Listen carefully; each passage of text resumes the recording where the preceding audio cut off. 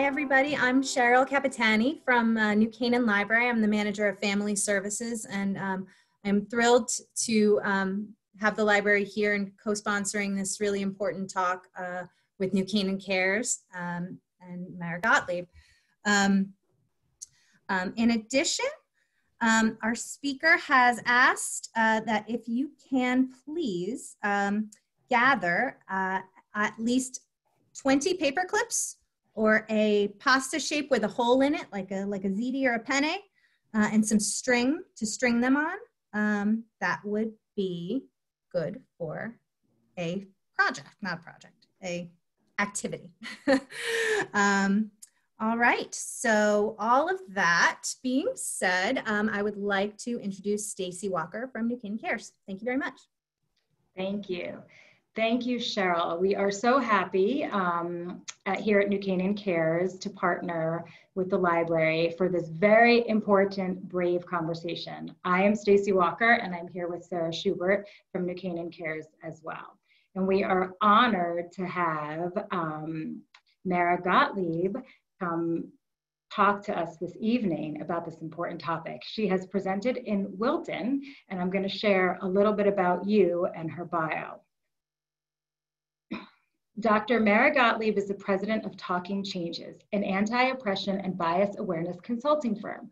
For over 20 years, she has run workshops across the country, including serving as a keynote speaker and presenting at NASW conferences.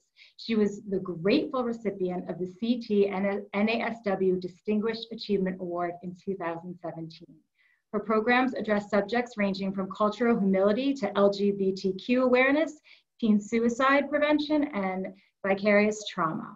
Dr. Gottlieb has served as an adjunct professor at the NYU Silver School of Social Work, Smith College School for Social Work, and Southern Connecticut State University. She earned her MSW in 1997 and her PhD in social work in 2014. Again, we are so honored to have her. Please take it away, Mara. Good evening, everyone. Stacy, thank you so much. And I want to thank Cheryl and Sarah as well. And most of all, I want to thank all of you who had the courage to attend today. Thank you for that introduction. And I want to just tell you a little bit about what we're about to do for the next hour and a half, and a little bit about myself as your trainer. So, every training that I have done with Talking Changes for the last 20 years has been built on the premise that we do our best thinking when we feel seen, valued, and respected. And so it is my hope with this training that you never feel, well, certainly I will never call on you. I will never call you out. That's not my job. This is very individual in terms of taking this information today to heart. So it is my hope that you won't feel that I'm pointing a finger at you, that there's no shaming involved. This is really an incredible time in our history. I think we are at a fork in the road and we get to choose which path we're going to take. And it is just my fervent hope that as of this training today, maybe some of you who weren't sure which path you were going to take will feel a little bit more confident about that. So we're going to be meeting for an hour and a half. I'm really hoping to leave the last 10 minutes or so for questions, but I'll also be touching base with Sarah and Stacy about whether there are some questions. There's also the chat room, and you're more than welcome to offer any responses. There's going to be some videos that I show you, and I would love to hear what your responses are to them. And the last slide of the presentation will also be my contact information, so that if you have any questions, if you want to have further conversations, if you want more resources, that you can always contact me. So just a little tiny bit about this training. This is, I don't even know if I can call this the tip of the iceberg. This is like a little teeny tiny scratch on the tip of the iceberg, but I think it makes a difference. And I don't know if any of you have ever had an experience where you get to something. Maybe it was your wedding, maybe it was having your first child, maybe it was a graduation, but where you suddenly had this recognition that everything in your life had kind of led you to this very moment. And I'm going to be totally honest with you and say that this is that moment for me. I might talk about it a little bit more in the Q&A, but this topic means more to me than anything I have ever done. And I really want your feedback by the end, either privately or in the chat, as to how this affected you and whether you felt that it was effective. Because as you can probably imagine, I pretty much have a landslide of requests to be doing a training like this because of the murders of Breonna Taylor and George Floyd and Ahmaud Arbery. So anyway, more about that soon. So what I'm going to do is I'm going to share my slide presentation with you, and we're going to just begin with the introductory slide that you saw earlier. So I want to just talk really quickly about some community guidelines for tonight. The first one, and I think the most important, is to try to remember that this isn't personal. No one is calling you a racist. I think it's unfair to call anyone a racist. We are, for the most part, really good people trying our best. And we also, we'll talk more about this, but we kind of swim in a soup that has a lot of racist messages to it, and we're bound to inhale some of that soup. So we're going to be talking a little bit about that. But please, as much as you can, this is not meant to be a personal attack on anybody. And if you start to feel that it's making you defensive, if you can kind of remember that it wasn't intended to, that might really help the information to kind of go down a little easier. When you are making comments, one of the golden rules in any training or any conversation about race is to try really hard to speak from the I perspective. It can be very, very easy and common for us to say, you know, when you go to the store and you're really hungry, and so you buy a box of Pop-Tarts and you eat the whole thing before you even get home, and like, maybe other people don't have that experience, but that is your experience. It's harder to say when I do this. So what I'm going to ask you to think about, if you are talking to each other after this training, or if you do make comments during the training, is to speak from your own personal perspective. Also, people can't argue with you. That's your experience, and you're entitled to your perspective always. I'm going to ask that you take risks to be uncomfortable. This is over in 90 minutes. And even though I really hope that there's going to be some changes in your brain with the new information that you have, if you don't want to address this topic, you probably have the privilege of not addressing it again after these 90 minutes. So I'm just going to ask that for these 90 minutes, if I never get to speak with you again, that you be willing to take the risk to be uncomfortable. This is not a hold hands and sing "We Are the World" opportunity. This is not something where I want everybody to be on the same page. I am offering you information that hopefully is challenging to the way that you think, but I do not expect us all to agree by the end of this. So I'm going to ask that we allow ourselves to agree to disagree.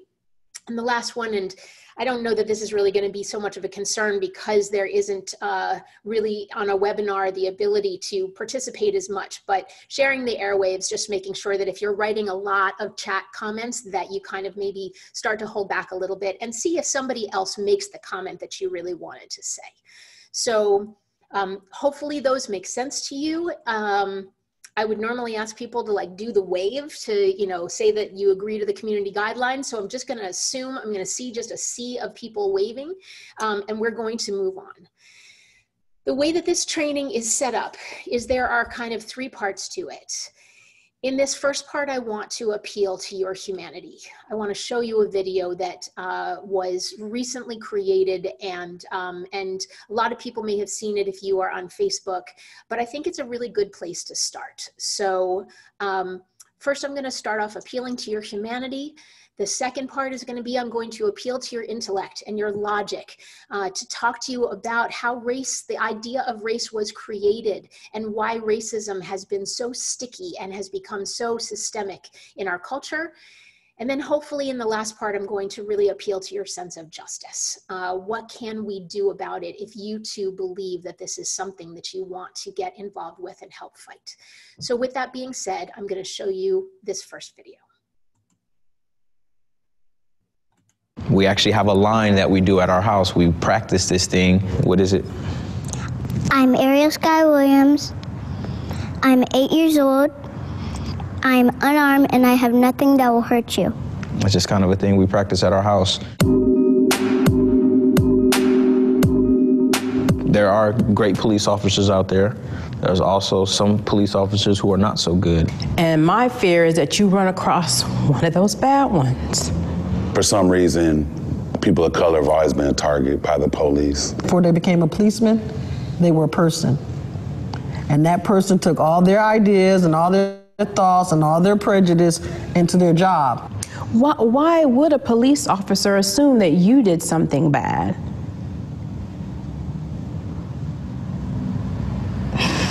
Maybe because of my skin color. I remember being put in handcuffs for something that had nothing to do with me. I was literally walking in the mall. Cops slammed me on the ground, busted my lip, chipped my tooth. That actually made me really mad. How about the time they pulled us over with me in the car and arrested me and left all of you guys sitting in the car and nobody knew how to drive on the side of the road because the bumper on the car was kind of hanging off? No. You know, we live in Puyallup. There's people that don't even have a bumper on their car. My rear brake light wasn't working, and I got to my destination and they were working. I was about your age, actually. They grabbed me. Why? I didn't know at the time. They just grabbed me. They threw me onto the police car. I got tased that time. That time they tased me because they said I wasn't complying. Ariel, are you okay? What's wrong, baby?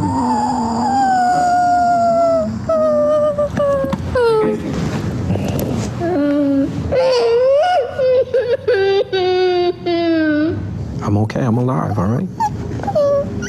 Every day I get to see you, I get to do this, right? All right, come on, let's calm down, let's finish this, all right? You good? Hey, you making me cry. Come on. You have to be careful when you're out there in this world because this world's not going to always be honest or fair to you. I know, Sean, you got a little bit lighter than the rest of them, so it's a possibility you won't get stopped. Sound like you just pulled him over. Okay. If you're driving, cop pulls you over. Police gets out the car, comes to the window. What would you do? License and registration, please, ma'am. Why do you think I pulled you over? I don't know, tell me. When a police officer says something to you, don't, you're black. You can't be looking at them saying, oh, I don't know, why don't you tell me? Well, that right there is giving them the license to pull you out of your car and physically harm you because it will be done. Don't get upset, don't get sassy. Why did you pull me over? You don't have, just follow instructions and stay calm. Okay. Do you think just being a police officer and pulling you over, regardless of if you feel you've done something or not, they should get your respect? That's a tricky question. The answer is yes. Yes. If you got to go to your wallet to get your ID, say, can I go reach in my back pocket to get my ID out? You could do what I do, and I show them my hands, so when they're walking up, they see I don't have anything in my hands. I'm Ariel Sky Williams, and I have nothing that will harm you or hurt you.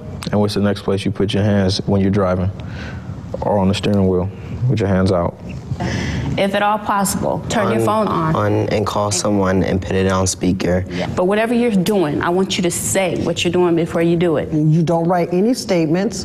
Well, you have to write a statement. You don't have to write anything. You're a minor. I'm responsible for you. No one can tell you anything else. If it tells you to be quiet, be quiet. Do everything that you can to get back to me. I see it weighing on you, and I don't want it to weigh on you. I'm just worried about Donovan. I'm worried about him now. Who are you guys talking about? My nephew and her cousin. I don't want him to be shot. I don't want him to go to jail. You guys, if you could say anything to police, what would you say? Learn about people, learn about their problems. Take some diversity training. I mean, it should be like at this point, like a monthly requirement. You know, there's really nothing at this point that they could do that would make me feel any safer with them without them just point blank, clearing them all out and starting all over from scratch. So don't always assume that all of them are bad. Mm-hmm. But all you see on the news and in newspapers, and it keeps happening. It's just in a different way. It's like how people are like, you should forgive so-and-so, but they keep doing it to me. I forgave them, but they keep doing it to me. It gets harder and harder to forgive them. Wow.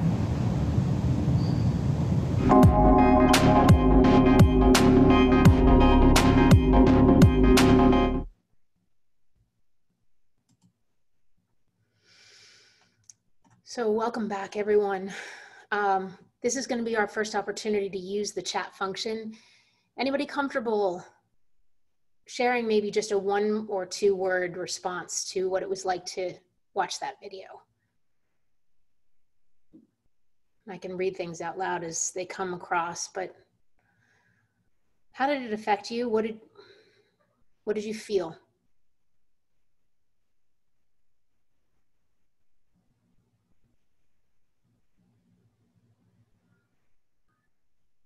Sadness, very sad, yeah.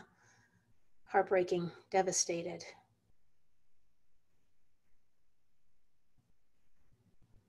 Powerful, shame, angry, yeah.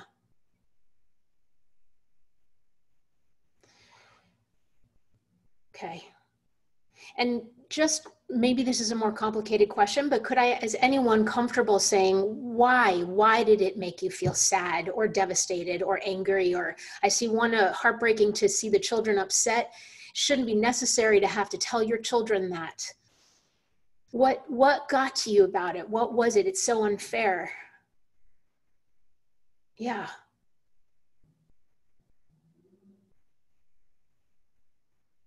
Yeah. Such a powerful video. Love to share that with kids that aren't on this Zoom. Okay, absolutely. So I can certainly arrange for you to have the video. I do think that the more people who see it, probably the better. Almost too much for a young child to understand. I get it. Yeah, the pain.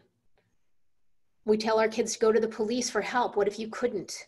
I know about the talk, but seeing the kids respond was heartbreaking for me too. This was, I cried when I watched this the first time. No one should have to have those conversations, especially with a child ever. That at my age, this is still happening in our country. Okay. Thank you so much. I really appreciate just your willingness to take it in and to comment a little bit on it. Yeah, the first time seeing the girl crying and worrying about her cousin, or seeing her kind of recognize that just the color of her skin could be what makes the police treat her differently, and the realization coming over her face, that's, for me at least, that's where I started to cry. So thank you so much. I'm going to go back to sharing the screen with you.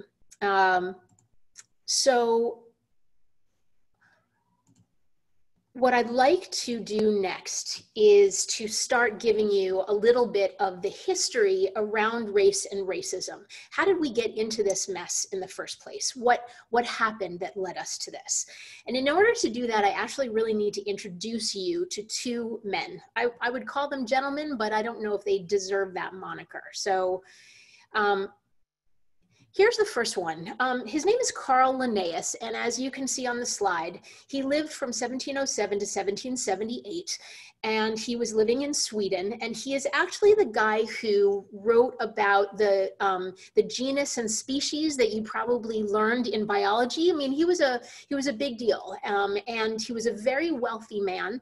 And when you were wealthy at this time, and particularly when you were wealthy and European, you had access to education, you had access to the printing press, you had the time and the availability to write, and he became a very, very well-known writer. And he used some of his power as a writer and as a publisher to express his ideas around race. Now, we're going to be coming back to this, but again, I want you to pay attention to the date. We're talking about the 1700s here. And these were his descriptions of what he called 4 races. He believed that we were all the same species, that we were all part of the same larger group, but that there were subcategories of Homo sapiens. And this is what he expressed. The Americanus is red, choleric. Choleric means like sickly and just not well, like commonly having cholera, which is a common illness at the time. Righteous, black, straight, thick hair. Stubborn, zealous, free, painting himself with red lines and regulated by customs. So we have this word Americanus, which sounds like us being American, but who is he actually referring to? He's referring to Native Americans. He's referring to the indigenous people who were here when the settlers arrived on this land. So moving right on, the Europeanus is the second subcategory. White, sanguine, which means very optimistic or positive, brownie with abundant long hair, blue eyes, gentle, acute, meaning very focused and quick, inventive, covered with close vestments. So clothing that is tailored and fits right, and governed by laws. Who is he talking about here? What we would term white folks. Most people who are white or who we think of as white hail from a European background, someplace in Europe. That is by and large who he is talking about by calling them Europeanus. So the third category or subcategory is the Asiaticus. Yellow, melancholic, which is kind of depressed and sad all the time. Stiff, black hair, dark eyes, severe, haughty, greedy, covered with loose clothing and ruled by opinions. Who is he talking about here? He's talking about Asians. You may or may not have learned in your education that there are 27 different nationalities of Asian people with different languages, different religions, different foods, different cultures, but this Asiaticus is just one lumped group that he created, and that's how he describes them. And then take a really pointed, careful look at this last one, the Afar or Africanus. Black, phlegmatic, which means unemotional and extremely calm, relaxed, black frizzled hair, silky skin, flat nose, tumid lips, which is swollen lips, females without shame, mammary glands, so breasts give milk abundantly, crafty, sly, lazy, cunning, lustful, careless, anoints himself with grease, and governed by caprice. So caprice is like anything goes, by chance, I'll kind of go where the wind takes me. So I wish I had you in front of me so that I could kind of see your faces at this, but I have to ask you the question, is this science? I mean, this is the biologist. He was a biologist and he was a zoologist. And he is writing this and publishing this, and he is calling it science. And people who read it were moved by it, were convinced by it, had never met people from these different parts of the globe and believed what they saw here. And so one thing that I think about a lot is, imagine if this white European man with all of this power and the ability to write and the ability to convey, ideas to people, imagine if he had written something different. Imagine if he had said something along the lines of, the beautiful colors of our skin amaze me. The closer that you get to the heat of the sun, the darker someone's skin gets. And it is amazing the way that our God has prepared us for survival across the planet, or something. He is stoking fear in this. He is creating stereotypes. And again, we're going to come back to this, but this is right around the time when slavery begins in the United States and in South America. And so everything that he writes about the Africanus is a stereotype that helps uphold and rationalize why we are treating human beings like animals.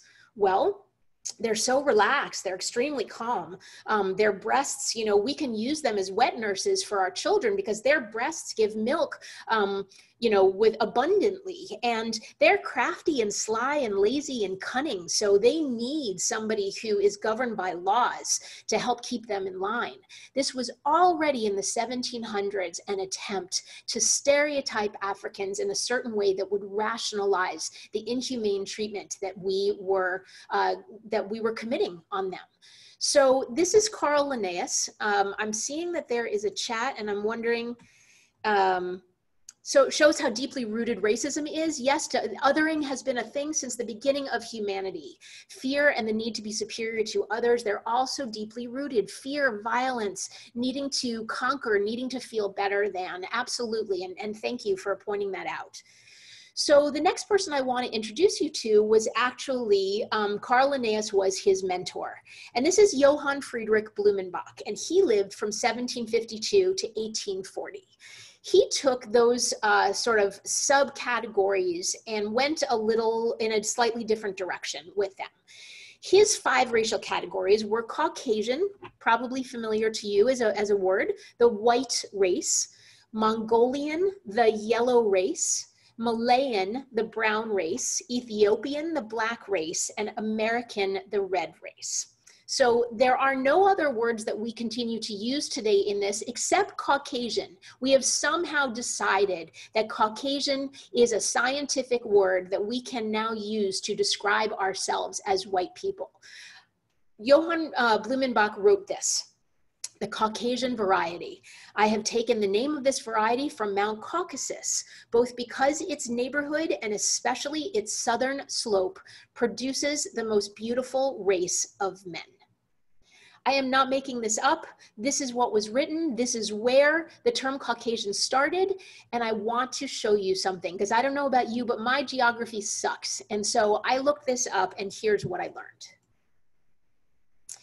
What you see circled here are the Caucasus Mountains. And if you take a look carefully, the southern slope, the Lesser Caucasus, is primarily located in Armenia and Azerbaijan. These are places where if people tried to emigrate from there now, it's very likely that this administration would not even consider them to be white. But I don't know about you, my last name is Gottlieb. It's a German name. It means God's love in German. And I didn't come from the Caucasus Mountains. That is not in any way, shape, or form part of my background. So here we are using this term as though it is scientific, and there is no science behind it. But we can use things to our advantage if they work for us. We can say we are Caucasian because somebody gave us that word and somebody defended the use of it. So I just wanted to start you off with a little bit of extra information. Going forward, rather than using the term Caucasian, I'm going to use the term white European. And I'll talk more about that later. But again, for the most part, people who are included within white culture, who are assumed to be white, often herald from someplace in Europe in terms of their ancestry. So for, what we're going to talk about white and black and why they really make no sense. But I'm going to try to be a little bit more accurate and say white Europeans. So I'm just going to take a look at the chat here. Can I show the Caucasian definition again or send the definition? So I can, I can go back one slide. So here we go. This is where it comes from. Caucasian, the white race, and the Caucasian variety, the only science or definition, as you said, behind it, Caucasian comes from the Caucasus Mountains. I have taken the name of this variety from Mount Caucasus, both because its neighborhood and especially its southern slope produces the most beautiful race of men.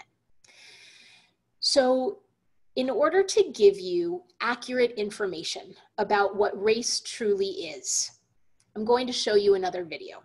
So again, the sound should be shared with you. You should be able to hear this. This is a clip from a series that is called Race, the Power of an Illusion.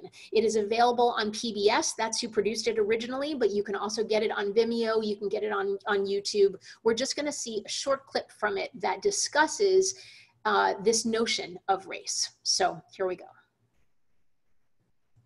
Universality. Oh, sorry, my bad. Universality. Where is your measurement device? There is no way to measure race. We sometimes do it by skin color. Other people may do it by hair texture. Other people may have the dividing lines different in terms of skin color. What is black in the United States is not what's black in Brazil or what's black in South Africa. And to atone for previous failures at the plate with that one. My favorite trivia question in baseball is which Italian-American player for the Brooklyn Dodgers once hit 40 home runs in a season? No one ever gets it right, because the answer is Roy Campanella, who is as Italian as he was black. He had an Italian father and a black mother. He's always classified as black. You see, American racial classification is totally cultural. Who's Tiger Woods? Who's Colin Powell? Colin Powell's as Irish as he is African.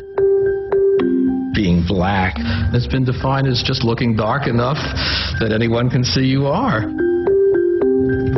When I was a child, one of the things my father bought me was a set of Time Life books on science.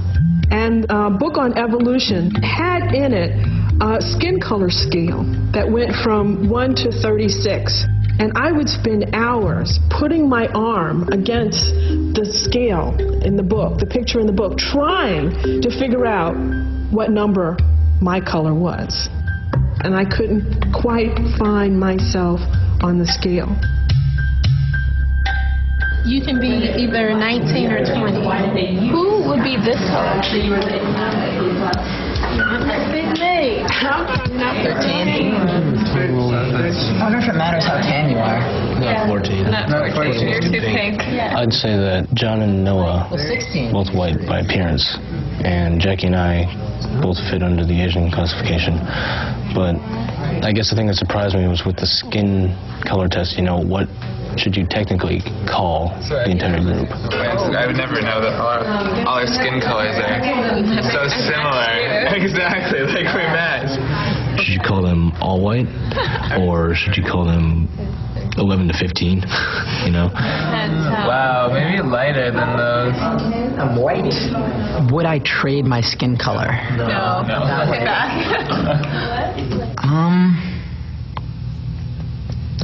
I probably wouldn't trade my skin color. It's something that I've taken for granted. It's also a privilege, I guess. I think 13 is closer. 13 is closer. Wow. We're like all 13. I know. There's no profit in denying it that there is a certain advantage to being white. Wow, I'm being negative. Yeah, I'm like... We all have the same 35,000 or so genes, but over time, mutations caused variations in our DNA. Today, some genes, like those for skin color, come in different forms. In a few genes that control the colors of melanin in our skin, different alleles, different mutations occurred that were positively selected, so that many of us with very light skin lost the capacity to make dark melanin. Dark melanin blocks out some ultraviolet light and is found where sunlight is intense. Lighter melanin is found where sunlight is less intense. Scientists debate why this is. One hypothesis is that it happened because sunlight is essential to have adequate vitamin D. In northern latitudes with very little light during the winter, one needed every bit of light that one could capture in order to be able to have adequate active vitamin D. And children in particular would need to be able to absorb into their skin enough light to have vitamin D present to keep them healthy. The best way to understand the genetic differences that we find in human populations is that populations differ by distance. And it's a continuous change from one group to another. And one way we can look at this is use the example of skin color. If we were to only look at people in the tropics and people in Norway, we'd come to the conclusion that there's a group of people who have light skin, and there's a group of people who have dark skin. But if we were to walk from the tropics to Norway, what we would see is a continuous change in skin tone.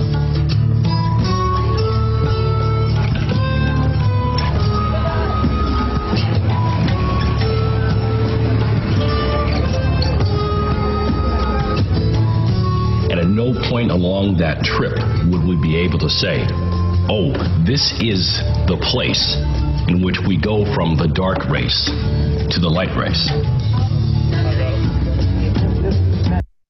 Universe. Okay, so again, I wish we had more time to process that, but I'm going to just use this graphic to kind of reinforce what was just said. If you take a look at this kind of deeper red band, that is called an equatorial band. That is where the sun is, when we rotate around the earth, that is the area, the band that ends up having the most intense sunlight on it. And so as you can see, every country that fits into that band is very likely to have people with very, very deep colored skin, darker colored skin, because the intensity of the sun requires that their skin protect them from UV sunlight. As people began to move northward or southward, their skin became lighter so that they could take in more vitamin D, which we need to survive. So I am technically, like if we really were going to look at this in a balanced way, I'm technically melanin deficient. You put me anywhere in the equatorial band and I will fry and die very, very quickly because my skin cannot handle it. So I want to be really clear. There is nothing scientific about the classification of races. We're going to talk more about that. It is something that we judge by visual cues. But in addition to that, and I'm going to show a slide, I want to be really clear that judging somebody, judging their abilities, judging their capacity for intelligence or violence or musical talent or anything else is as ridiculous as judging somebody who has freckles for any of those things. It is the exact same ingredient in our skin between freckles and how dark our skin is or how light it is. So I really want to make sure that it's clear to everybody that race is skin deep. It has no connection to anything else genetic within us, and I'll talk to you about that more. So one way of really kind of, blowing my mind about this, there is an artist who uses what are called Pantone chips. Some of you are probably aware of this if you have ever painted your home. It is a compendium of all of the colors that basically exist on our planet. And this artist decided to put people up against the Pantone chip that matched their skin tone. And we don't have a lot of time for this, but I would just love for you to take a look. The question that I'm asking is, what quote unquote race would you assign each of these people? Who would you say is quote unquote black? And who would you say is white? If you take a look at the skin tone of the gentleman in the top right box, and then you take a look at the skin tone in the gentleman diagonally one box left of him, who's got the darker skin, and why are we considering one person more likely to be defined as black than another?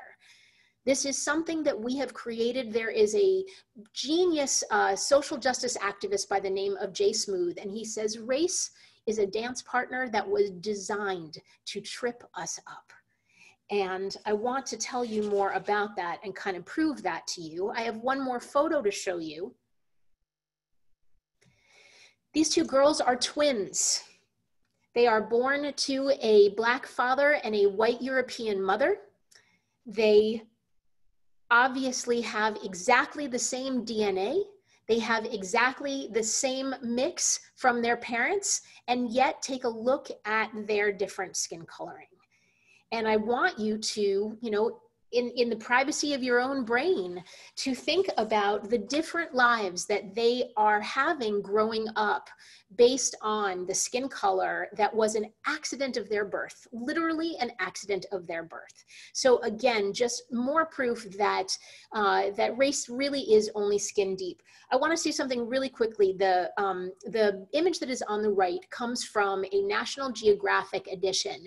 I think that it was April of last year or the year before last. The entire National Geographic issue was on race. And the entire edition was an apology for the way that they had handled race. They admitted that whenever they had people of color in their stories, it was always to exoticize them. It was always people who were wearing loincloths or drinking blood or something similarly odd. And when it was white people, it was, or white European people, it was, you know, people's jobs or cattle ranches or things that we as white Europeans understand more. And they apologized for contributing to racism in the way that they portrayed people with dark skin versus the way that they portrayed people of light skin. So it's something worth taking a look at, but that is where the picture of these girls as teenagers comes from. So just to echo something that I said, I'm sorry, I keep moving my mouse in the wrong way. All that race actually is, all that it is categorizing human beings based on visual cues, such as skin color, hair texture, or the shape of one's eyes, nose, or mouth. It is literally skin deep. There are no genes, not a single one that is found in one race or so-called race that does not also exist in other so-called races. And in fact, if you can kind of get your head around this, there is actually greater genetic variation within a so-called racial group than between racial groups. And the last thing, because this is a question I get all the time, is people say, well, what about things like sickle cell? You know, what about things that Black people seem to get or that Jewish people seem to get? And the way that that works is that these illnesses are common to certain parts of the country or parts of the globe where people's ancestors came from, or they are common to a certain ethnicity, not a certain race. So somebody who is Jamaican versus somebody who is American may not have the same risk for something like sickle cell anemia. So just want to put that out there, that we do not have any commonalities other than skin color. There is nothing more than that that joins people within what we call races. But what has happened is that we have been carefully taught about race and about racism. And I want to be really clear about something. I'll probably talk more about this, but being colorblind is not a thing. Unless you are actually blind, you are not colorblind. Nobody in this world is colorblind. It's part of our conditioning to notice color, and pretending that we don't is actually denying somebody's existence, denying what makes each of us different and special. The problem is never with just noticing skin color. Skin color is beautiful. The variations are beautiful. The problem is with the value that we place, or that we've been taught to place, on the color that we see in front of us. And so a big part of this presentation tonight is asking us to begin to consciously question what we were unconsciously taught. I have no control over my first thought. My first thought about anybody or anything is something that has been socialized into me, conditioned into me by the media, by my family, by my house of worship, by my community. I have no control over that first thought. But I do have control over what I think afterwards. Do I challenge that thought? Do I recognize that it's a stereotype? Do I act upon it or not act upon it? That is the part that I do have a choice about it. So we've talked a little bit about the quote unquote invention of race. What I want to get into now is why it was invented in the first place. What was the point? What was the point of creating this totally unscientific division between us as human beings? And the way that I want to start is by explaining something to you about slavery in our history. We have had slavery since the beginning of time. Slaves were accepted as spoils of war. So if my side lost a battle, we became enslaved to the winning side. We became prisoners of war to the people who won. But in most of these wars, the wars were between neighboring tribes. So the victors and the losers had the same skin color. There was no racial difference. There was not even very much of an ethnic difference often. You couldn't really tell who was, who were the winners and who were the losers simply by looking at them. So first of all, that made it a little bit easier to escape, because I could escape and I could blend into people around me and convince people that I was part of that community. But it also meant that there was no kind of difference in terms of what somebody's skin color looked like. So I want to be really clear about this, and this is what we're going into. What we did in the United States is that we created a color-coded system by bringing Africans to a place where white people were trying to settle the land. So we created a color-coded system where white automatically meant owning class, meant being wealthy, meant being a slave holder, and being black automatically was designated as powerless and enslaved. So from the very beginning of our country, being white meant being powerful and having power and being free, and being a person of color meant being enslaved and having no power. So you can begin to see why there would be a distaste for or a desire to not associate oneself with being black if you could, because of what it was associated with in our history. So let's get into that history just for a couple of slides.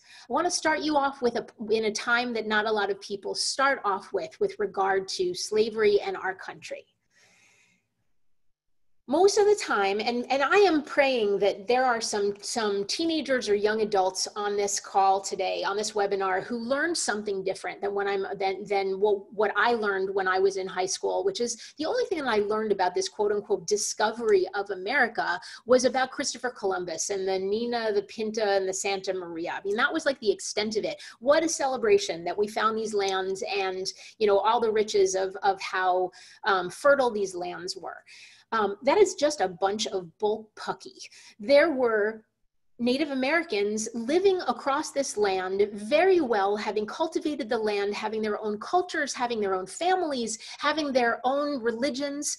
What happened was between 1492 and the 1600s, some pretty unsavory folks from primarily Spain and Britain who were not doing well, who were not landed gentry, who were not part of the upper class in England or in Spain. They came to this land and they claimed it as their own. When you hear the term, or you learn the term in college or high school, manifest destiny, that is code for, because you're Christian and white, you can take this land away from the people who were on it originally. It is your manifest destiny to have this land because God, your Christian God, ordained it. What happened was Native Americans or indigenous people were actually the first people that these British and Spanish settlers tried to enslave. They needed free labor for their tobacco, for their sugar plants, for their cotton plants, for building things, and the people were there, so they attempted at first to have it be Native Americans who they enslaved for this free labor. Only two major things happened. First of all, Native Americans knew the land better than the settlers did, and so it was easier for them to escape and be taken in by other tribes. So they kept losing people, and people also began dying of smallpox and other illnesses. The cholera of choleriac that Linnaeus was describing earlier is because of all of the illnesses that we brought there.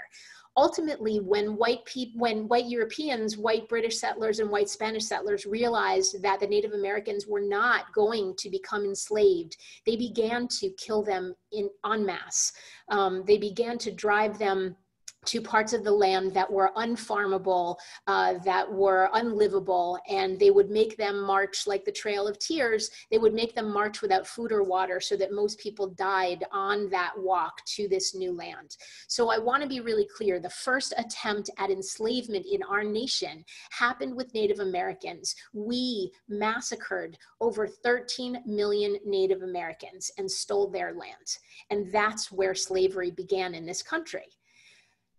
Because that did not work, and I don't know whether there was some nefarious genius who thought, what if we have people who look really different so that we can tell that they are enslaved?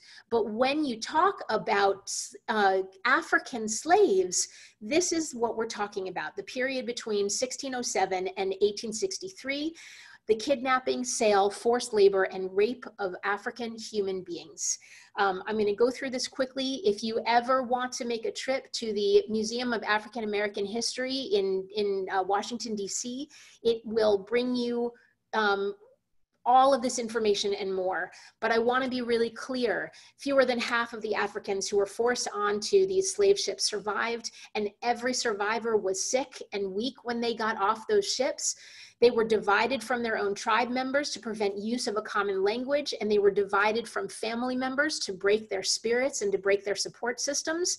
And enslaved African women were raped by European men as a method of controlling them, but also because any offspring that came from that rape were included as the property of the plantation owner. So it was actually to the plantation owner's benefit to rape the African women who were on their land, who they had enslaved.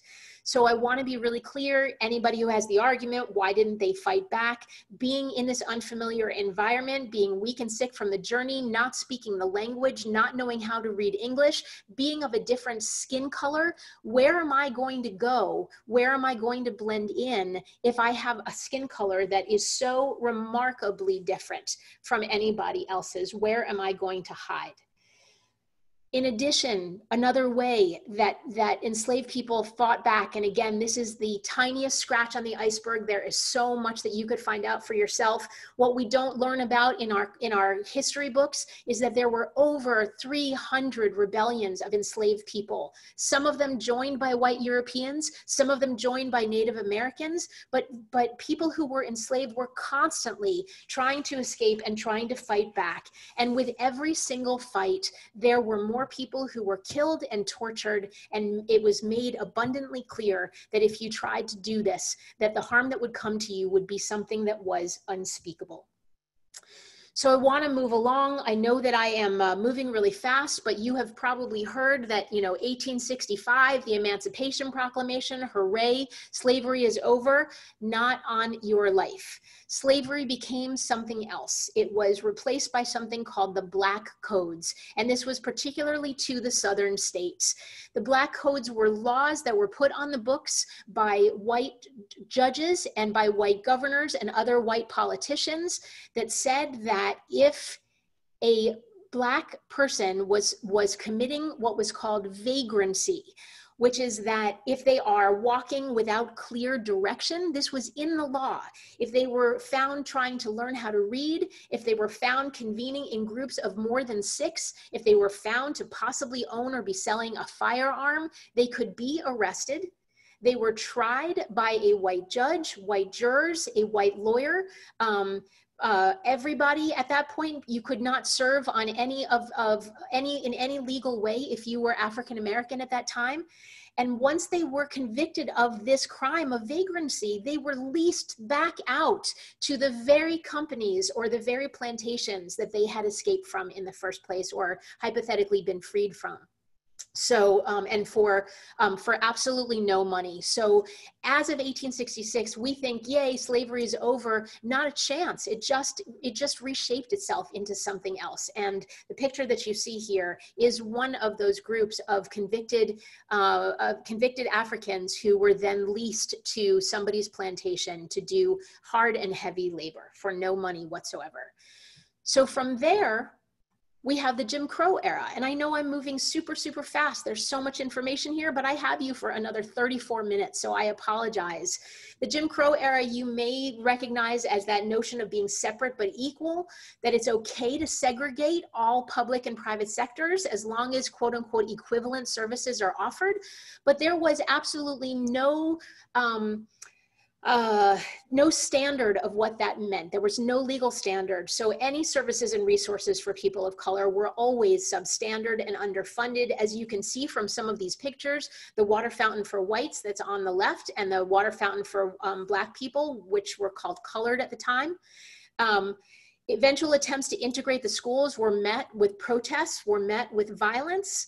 And I just want to say something. I'm going to show you a slide right now, and I want to offer you a trigger warning. If you have young kids in the room and you are concerned about them seeing something violent, I just want to say that this next slide and only this next slide is something that you may not want them to see.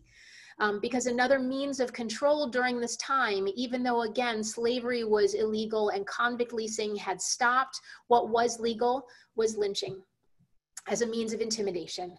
So now we're getting up to the 1940s, and These statistics that are on here, and I'm happy to send them to anybody who wants them and send you the source that they come from.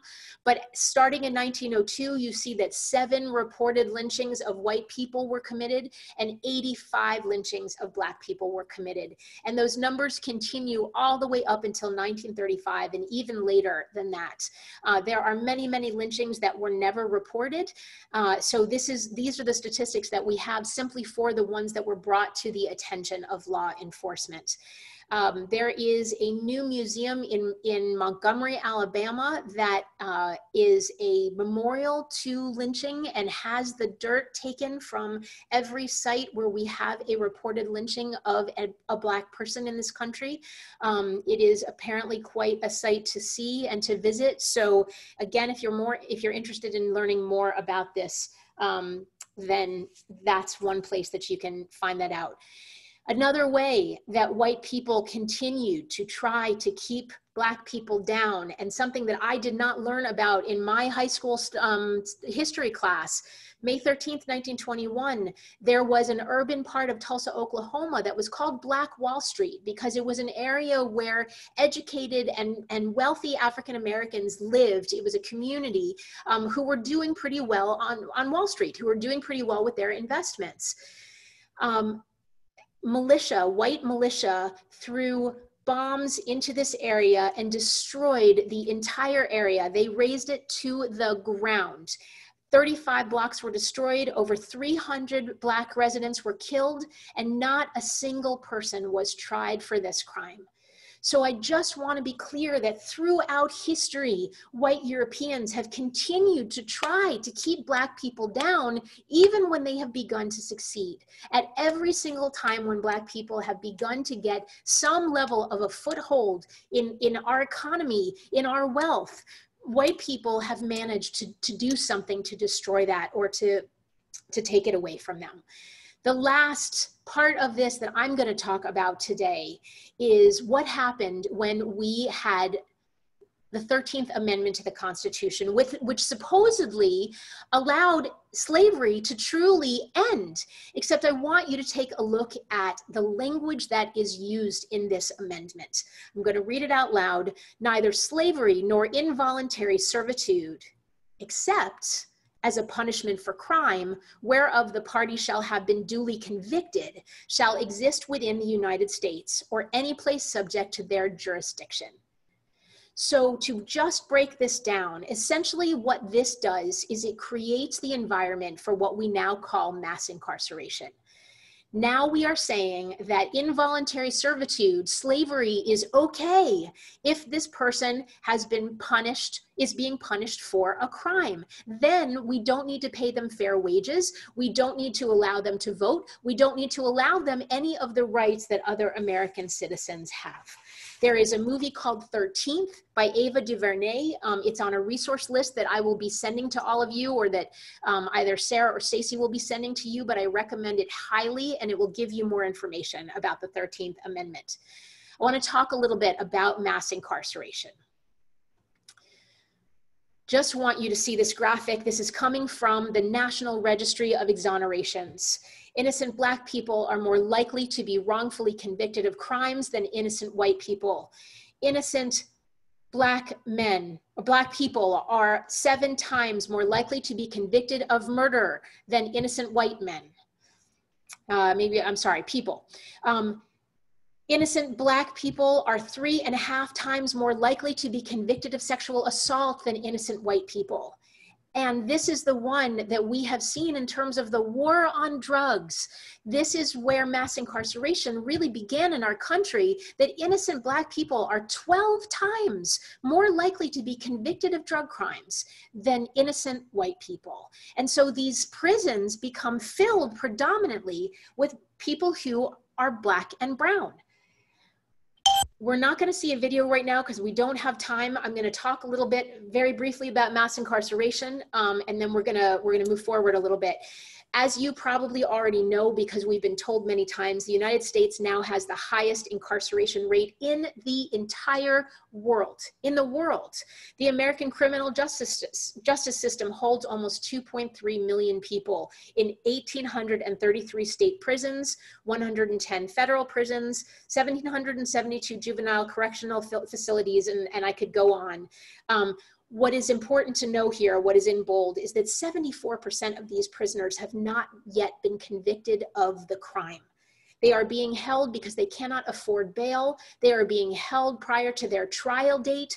Almost 3/4 of the people who are peopling our jails right now have not even been convicted of a crime. But when they are in these prisons, incarcerated people earn between 86 cents and $3.45 per day for most of the jobs that they are given. And most of them also have no choice about those jobs. But there is nothing about a fair wage. There is nothing about being treated fairly. This is what they are paid when they are incarcerated, even if they have not yet been convicted. This is the part that I want to be really clear about. Prisons are $1 billion money-making venture. The more bodies that they hold, just like a hotel, just like a bed and breakfast, the more money they make. The most services that are used within prisons are privatized, like food, healthcare, paper goods, cleaning supplies, the uniforms. So they all make money off of having more bodies in these prisons. There is an incentive for more people to be arrested and held in the prisons in the United States. They are a multi-billion-dollar business. So I'm going to flip this a little bit, and I'm going to talk a little bit about when we talk about white skin privilege, what do we mean by that? And I know that what I'm about to do with you may very well be the most uncomfortable part of this session today, which is just being willing to look at, so what is our part in this history and what is our part in present day racism? So the first thing that I want to just clarify about white skin privilege, we did not earn the privileges that we have by being light-skinned.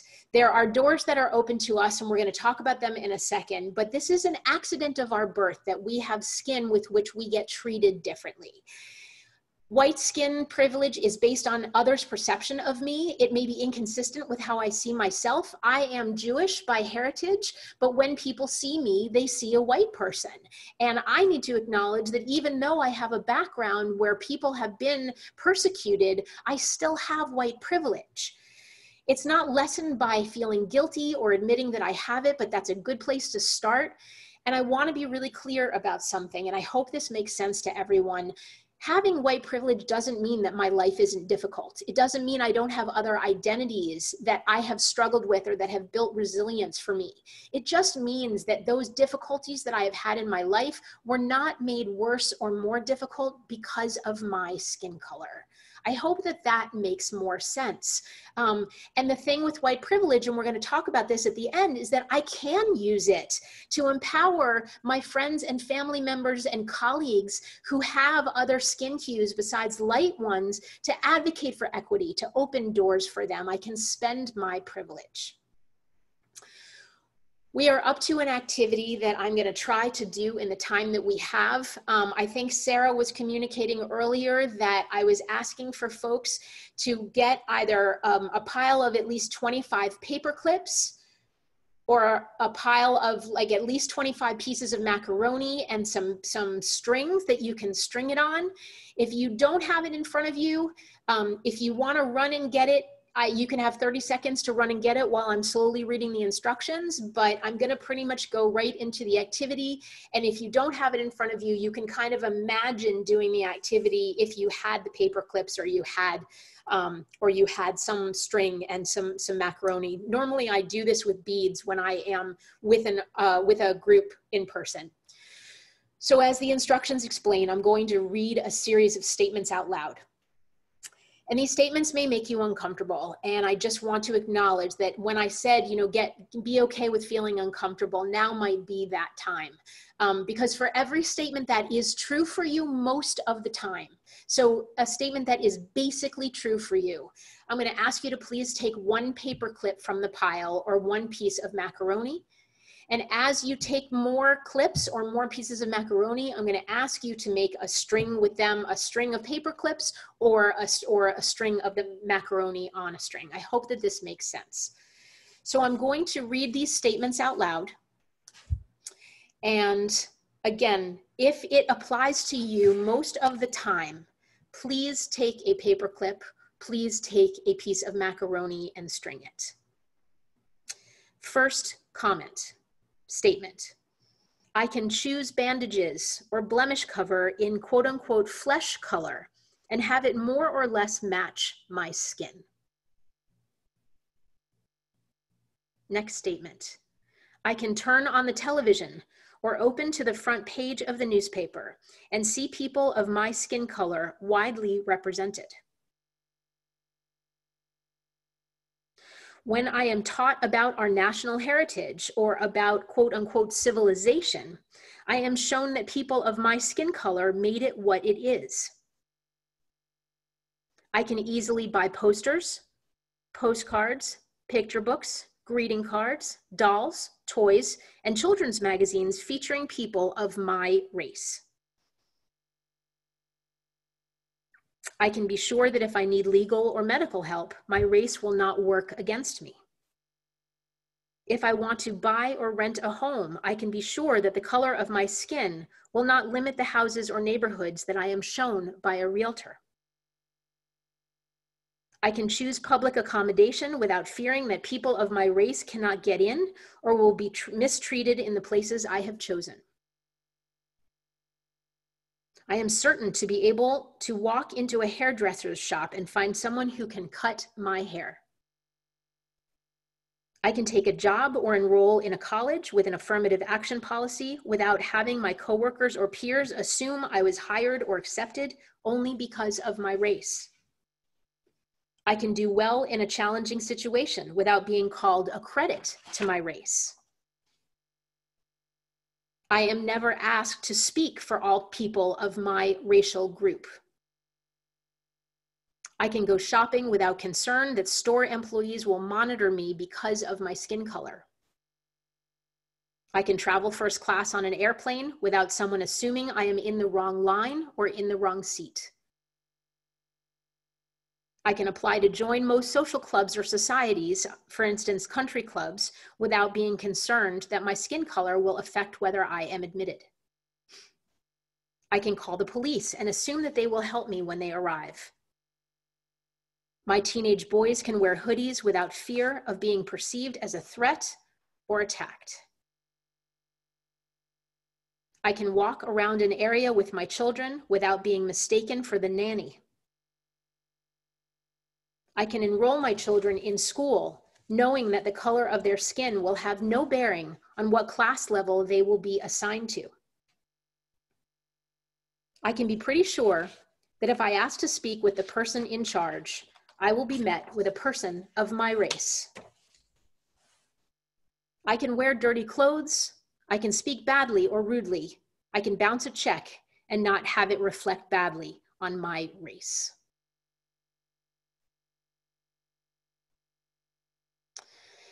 That is the end of the activity. And maybe if you all are together in families, it's something that you could talk about afterwards, or you can compare your chains or talk about what it was like. Again, I'm going to try to, I'm going to just take a quick look at the chat if I can. Yeah. Okay, thank you. Yes to every single thing. Helpful in reflecting our true history. Again, folks, thank you so much. And folks are, yeah, pretty moved by this. I'm truly grateful for those responses. So we're nearing the end. Thank you for being willing to do that. I'm going to show you a video that is on TikTok. So I hope I get some points with the teenagers who are there.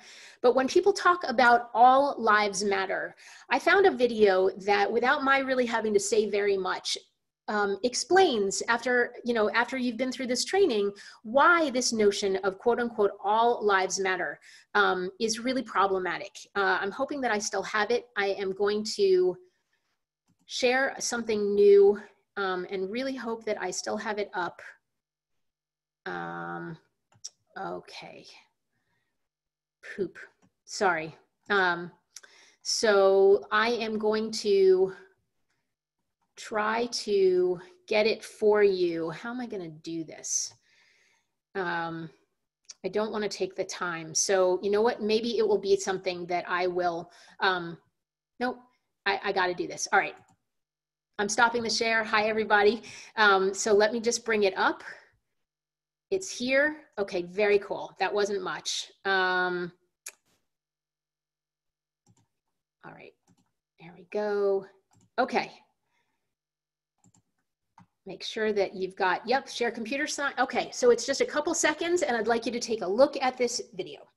Again, just a couple of seconds. Hey, what are you doing? Oh, this house is on fire, so we're gonna go help them. We're gonna go put out the fire. Well, what about my house? What? What about my house? Doesn't it matter? Is your house on fire? No, but like it still matters. Nobody said that it didn't. It's just that this house is on fire and people's lives are at stake if we don't do something about it. Okay, all houses matter. What? Hey, what are you doing? Oh. All right, so I'm going to bring you back to the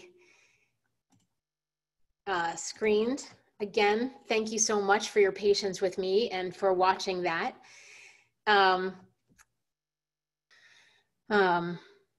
This is why I do what I do. And this is why I am so grateful. And Black people's homes have been on fire, to use that metaphor, since the start of this country, since the founding of this country. And they've never really had a chance. They've never really had any time when those fires have actually been out. And I do believe that now could possibly be that chance. But the only way that we end racism is if we as white people see not only how stupid it is, because it is judging somebody based on one gene, on the melanin in our skin. We have to actively step up and end racism together, or it is not going to end. And so I wanted to offer you a couple of ideas, but again, this is just the beginning. I'm going to read them out loud. You can add stuff in the chat if you want to. I apologize that we're getting so close to the end of the time, but I'm so glad that I got to cover everything that I wanted to. I want to be really clear at this very first one. No one is colorblind. It is not desirable to be colorblind. There is nothing wrong with seeing color. Seeing skin color isn't the problem. It's the meaning that we have been taught to make of that color. It's the value that we place. And when we live in a society that equates darker skin with being a criminal or being poor, we have very negative first thoughts about somebody who is of a darker skin color than we are. We need to question those first thoughts and recognize that we were carefully taught them. We need to start getting comfortable with talking about racism. We cannot avoid this, avoiding it. There is no such thing as being non-racist. You are either racist or you are anti-racist. You either are working for a solution or you are part of the problem. There is no such thing in this society as being non-racist. So I am asking you, learn how to talk about race and learn how to talk about racism. I am begging you, I know that this is a New Canaan audience. I do not want to make assumptions about who is on this call, about what your background is, about who you've hired, about where you work. I am just asking you to not stay in a white bubble if you're in one. Take a look at your Facebook page, take a look at your social activities, take a look at your workplace. Who is missing from those places? And how do you think that that kind of segregation impacts your perceptions of race and racism? What is it doing to those perceptions on a day-to-day basis? Remember, as I mentioned before, that we have absolutely no control over our first thoughts. They are conditioned into us, but we do get to choose what we do or think next. We get to create a little bit of distance between our mind and our mouth so that what we think doesn't have to be what comes out for us. I am so grateful that I was hired to do this as a white European woman. I think that it is my job to educate around race. I do not expect the people of color in my life to educate me. It's not their job to do that. There are enough really accessible resources now that I can at least start off educating myself and then ask something when I don't understand it. I'm going to ask you, plead for you to make an ongoing conscious effort to read and watch programs that feature people of different skin colors in all types of roles. Start developing a critical consciousness about what you watch. What are the roles that are given to folks of color in those shows, in those books, and start nourishing multiracial friendships and relationships and building that sense of trust. Talk with your family about how to interrupt racism if you see it and still stay safe. One of the things that I would suggest is get comfortable with the video feature on your phone.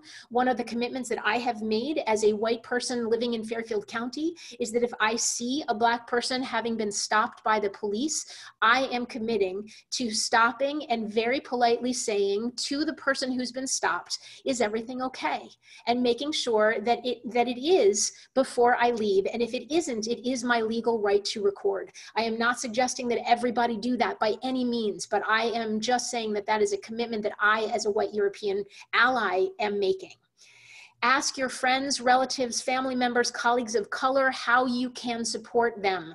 We white people talk too much. We talk too much about how the protests should be, that they should be peaceful, when white folks have been pillaging and looting for our entire history. We have no right to tell anybody how to do anything.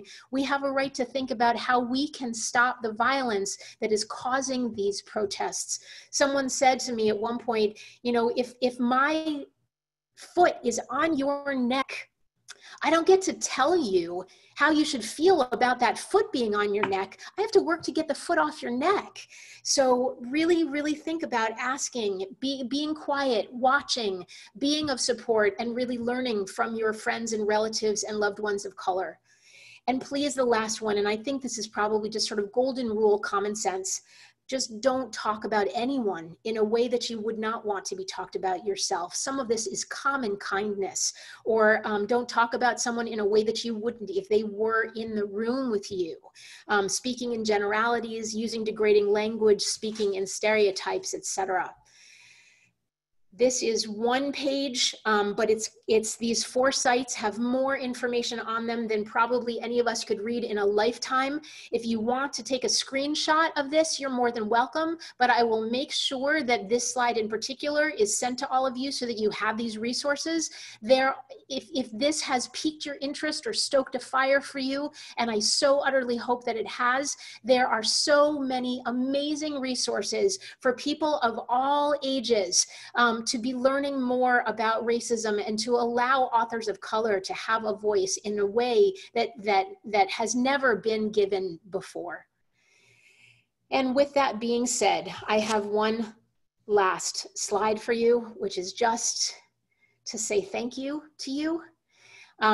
We have 5 minutes left. I'm going to, this is my contact information, mara@talkingchanges.com. We have 5 minutes left, but I am also committing to staying on the call, on the webinar, for as long as Cheryl and Stacy and Sarah will allow to answer questions. And I want to just express my deepest gratitude that you are here. So I'm going to stop the share and I'm going to take any questions that you have. And thank you again.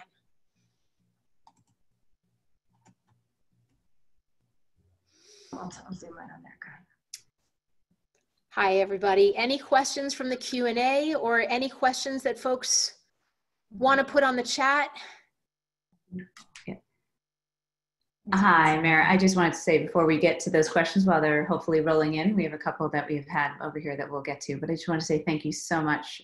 This has been an incredible program and really helpful, obviously, based on all of the comments. And we're hoping this is just the beginning, a very, very scratch of the surface beginning of the conversation. We'd love to keep going with the series and get a lot of different speakers in and continue that conversation. So really appreciate everything tonight. So I do want to say really quick, New Canaan was the first to ask me, and that speaks volumes. So thank you. Thank you for getting this ball rolling. Thank you for wanting to have this program. It's time for change, past time. Yeah. Okay, so let's get some questions. Is there? Will a recording of this program be available? I think so. As far as I know, we did record it, so I guess we'll be just talking, but yes, would you say, Sarah, Stacy, Cheryl, that it will be available? Great. Oh, and someone's saying how curious, how many people were on.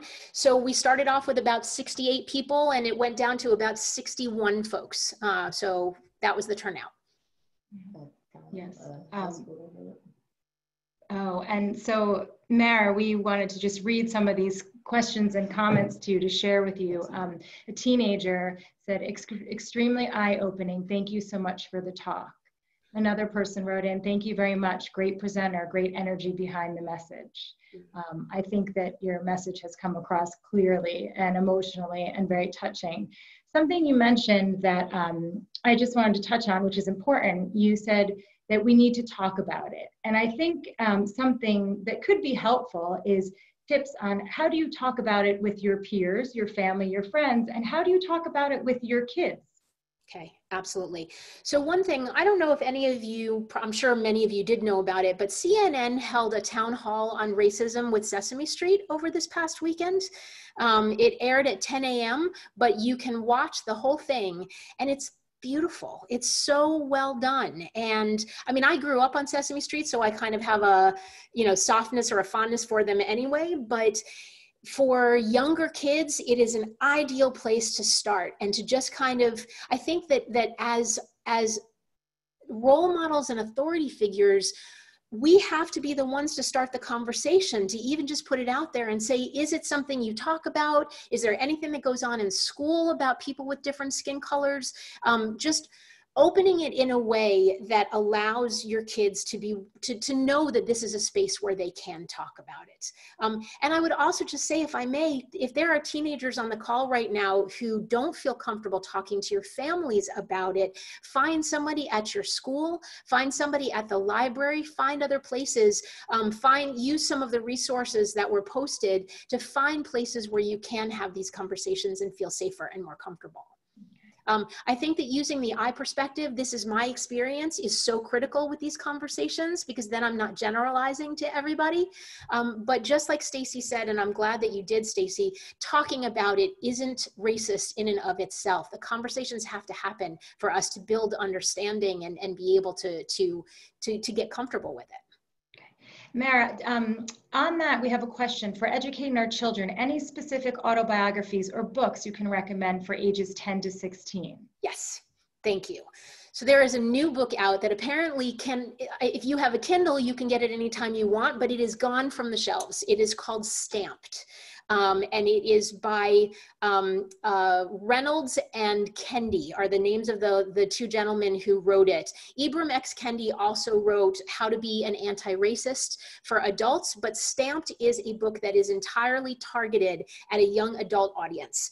It is easy to read, it is interesting to read, it sounds like they are speaking directly from their own hearts and experiences, and it's a really, really great place to begin. And we have another question here. Can you speak a little more about being an ally for the BIPOC?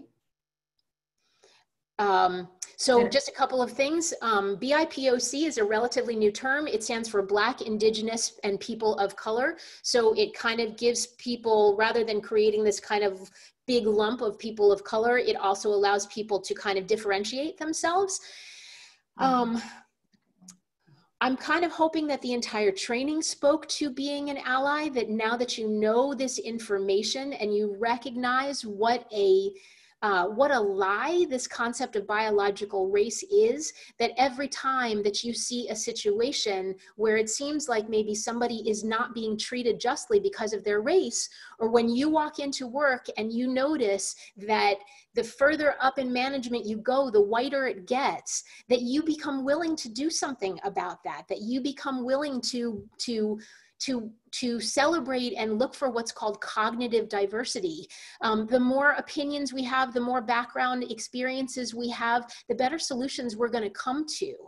So this isn't just about kind of trying to make room for another group. This is really about the benefit of having those different ways of thinking. But also, please take my email, and if you want more ideas around being an ally, I would be absolutely delighted to brainstorm that with you. Now, great, we have another question. Also, we will be sending you resources and Mara's information after this, so you can reach out to her. But here's another question, Mara. Is there a polite way to counter a person behaving inappropriately or making rude comments in a social situation, or a resource to find the answer? Okay, so I don't know how you all feel, but I love the dog tilt, like looking at people like, did you just say what I thought you said? Like, just, you know, it sort of lightens the mood. And I love kind of coming at it as like, I love asking, what did you mean by that?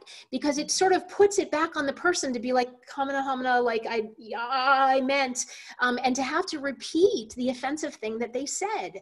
So to very innocently ask, like, what did you mean by that? Or like, well, I'm sorry, was that a joke? You know, and try, okay, so this is the hard part. And God knows, being a native New Yorker, I have, like, sarcasm is in my blood, but people don't respond that well to sarcasm. So one of the things I think that's really critical is what I call confrontation without humiliation.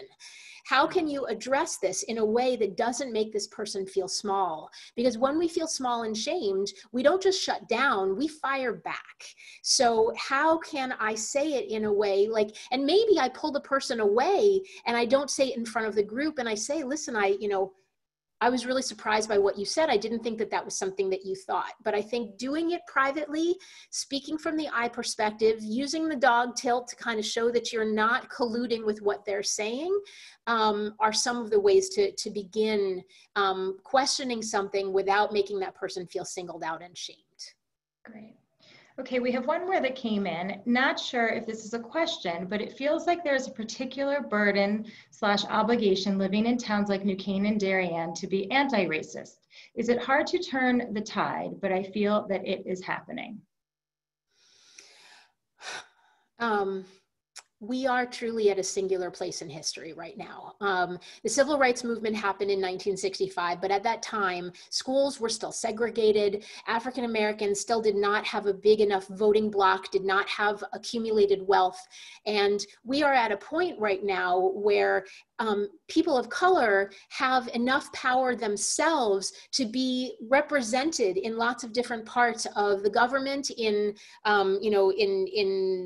books, in all kinds of in movies, and so it's harder to hold those stereotypes, I think, about people of color, because people of color are more integrated into our world. And at the same time, I think young people just get stuff faster than older people do. Forgive me for saying that, but when you go to these protests, you see a lot of younger people who are like, this is stupid, like this is ridiculous. What can we do to change this? And so I agree with what that person said. I think we are at a precipice. I think we are at a particular time when we could possibly look back 20 years from now and say, wasn't that stupid when we used to judge people by the color of their skin? I think we have a chance for the very first time in our history. And I appreciate that person mentioned it.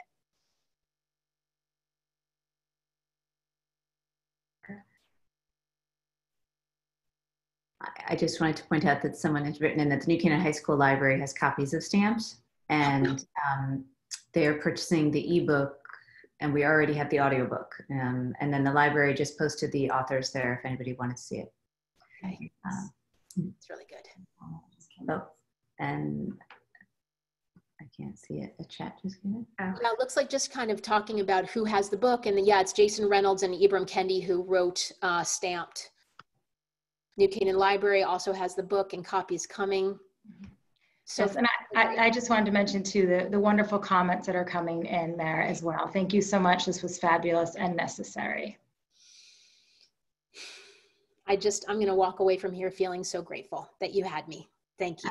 As do we. We are very grateful that you are here for us and you had this conversation this evening. Thank you. And just to clarify for everybody, yes, you will be receiving a PDF, a file. One side of it is movies and books that I would suggest. I have read all of them, and that's why they're on that list of recommendations if you want to know more. And then on the flip side is to the question about allyship. It's some very concrete points about what we can do in order to be better allies. So that should be coming to you very, very soon. I think anybody who would like the slides, I'm more than happy to turn that into a PDF and have that available to you all to send out if you would like. And in addition, I do want to serve as a confidential resource to anybody who would like to reach out to me.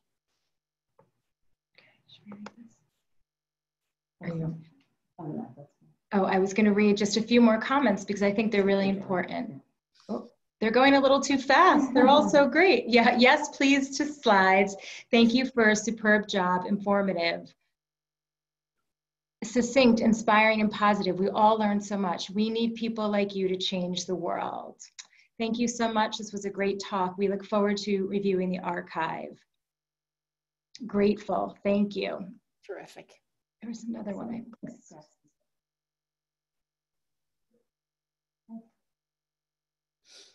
Oh, this one was wonderful. This has been an incredible emotional program. I would like to share this with everyone in my life. Wonderful. Yes. I think, yeah.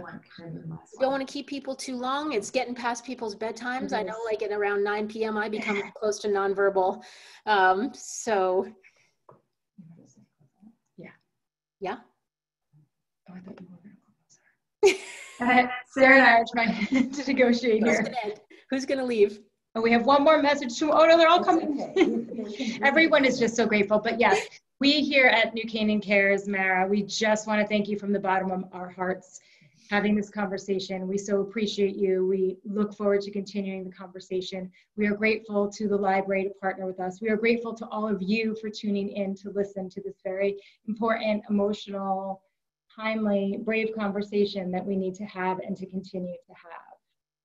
Thank you. Thank you all so much. Thanks for your IT help too. All right. Thanks everyone. Should I hit the leave button? Okay. Bye everyone. Thank you again. Thanks for everyone who attended and good night. Good night. Oh, I thought we were going to talk to her.